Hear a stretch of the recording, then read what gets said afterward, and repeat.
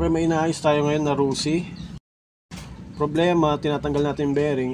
Naiwan tong panglabas dito. Itong malaking to. Itong malaking bilog. Natanggal yung kabila. Pero naiwan yung panlabas niya. Yung panloob lang na race niya yung naiwan tong panlabas. Ngayon papakitaan ko kayo ng diskarte para matanggal yun na walang kahirap-hirap. Kasi hindi na kayang pukpukin. Nasisira lang yung bearing seat niya sa kabila. So kuha lang kayo ng tornilyo. Ito.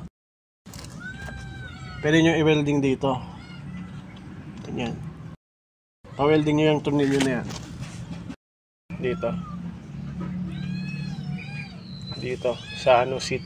Ingatan nyo lang baka may ma-damage. Pero basta yan yung diskarte. Magigess nyo kapag pag tinanggal na natin. Pa-welding nyo yung tornilyo dito. Sa race.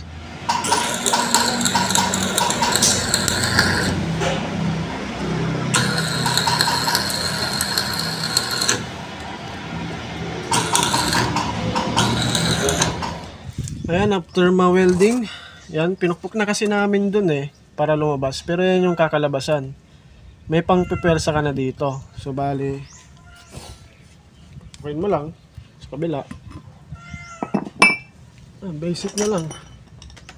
Kasi ang problema, wala tayo kasing pang persa.